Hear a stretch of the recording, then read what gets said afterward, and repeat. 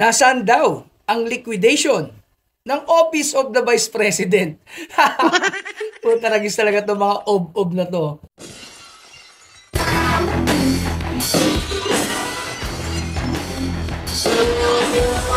Nasaan daw ang liquidation ng Office of the Vice President? Puta, nagis talaga itong mga ob-ob na to. Ito masakit mga ka-old school. Meron mga vloggers na nagsasabing puro daw kami hanap ng extraordinary funds at MOOE ng kanilang pinoprotektahang kongresista. Yung kanilang amo na hanggang ngayon ay nagtatago diyan sa extraordinary funds. Gumawa pa kayo ng Resolution 1414 para ipakita na solid kayo, anak ng patuka sa manok. So ganito na lang. Dun sa mga nagsasabi, alam naman namin kung sino talaga ang target nyo. Walang iba kundi ang Vice Presidente Inday Sara Duterte. Ngayon naman sa inyo, ipapakita natin. Hiniling nyo, pinalalabas nyo na ang Vice Presidente ay wala ring liquidation. Na kayo ng patawa sa manok. Alam nyo parang awa nyo na. Pasintabi na. Ang kabobohan hindi po inaaraw-araw yan. At ang pagiging bulag ay hindi po pinangangatawanan yan. Mas maigi pa rin na tayo ay may prinsipyo, may dignidad para sa bayan at sa katotohanan. Eto kasi baka hindi nyo lang alam, mga kaibigan kong vloggers. Ang certification o yung liquidation through certification, yan po ay para sa Congress at sa Senado lang. Hindi po dyan kasama ang Office of the President at maging ang Office of the Vice President. Na kayo ng patawa sa manok. Doon lang sa mga pinaglilingkuran nyo. Yung mga anak ng Diyos. Pero yun kung hindi ba naman anak ng Diyos yung pinaglilingkuran nyo. Ang budget nila, sino ang bumubusisi? Tatayo ako. Walang bumubusisi sa budget ng upper at lower house. Sino ang hindi pwedeng ma-impeach? Kongreso at Senado. Hindi sila kailanman pwedeng i-impeach. Pero ang presidente, ang vice president, ang chief justice, COMELEC chairman o kahit sino pa man, pwede nilang i-impeach. Ganun sila kagaling. Ganun ang mga batas nila. Ang mga batas na kailanman ay never silang magagalaw.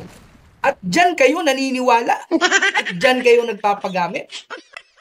So dahil nga, gigil na gigil ang mga tagapagtanggol at tagadepensa ng Kongreso sa MOOE at gusto pa nilang sirain at itanim sa mga utak ng kanilang mga mapapaniwala na kahit ang OBP ay hindi nag-liquidate. So nandito tayo mga old school sa website ng Office of the Vice President.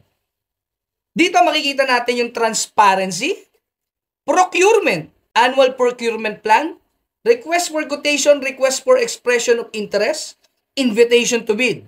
At eto mga ka-old school, summary of awarded contracts. Click natin mga ka-old school.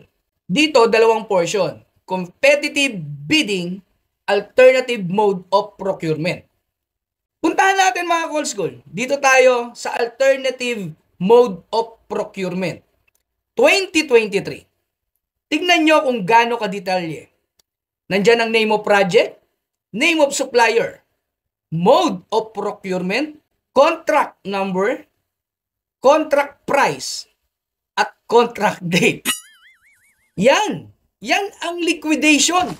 May resibo, may information.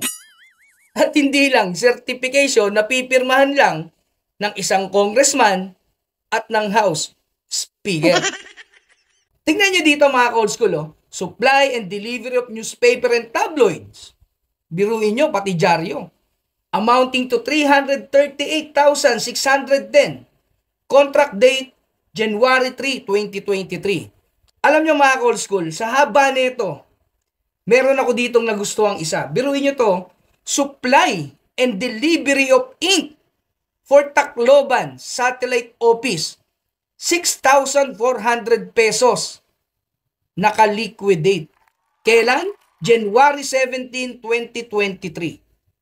At dire-diretso yun yan mga ka-old school. Ang haba niyan, lahat yan may resibo. Lahat yan may kontraktor. Lahat yan ay inaward ng tama. So ngayon, doon sa mga nagsasabing nasaan ang liquidation ng pangalawang pangulo, yung mga bulagers na pinapagalaw ng liderato ng Kongreso. Naitatanong nyo ba sa sarili nyo, ano ba? Bakit ko pinasok ito? Bakit yung prinsipyo at dignidad ko ay naglaho para lang? Kayo mga old school, para lang saan? Ano ba ang nakakapagbago sa prinsipyo at dignidad ng isang tao?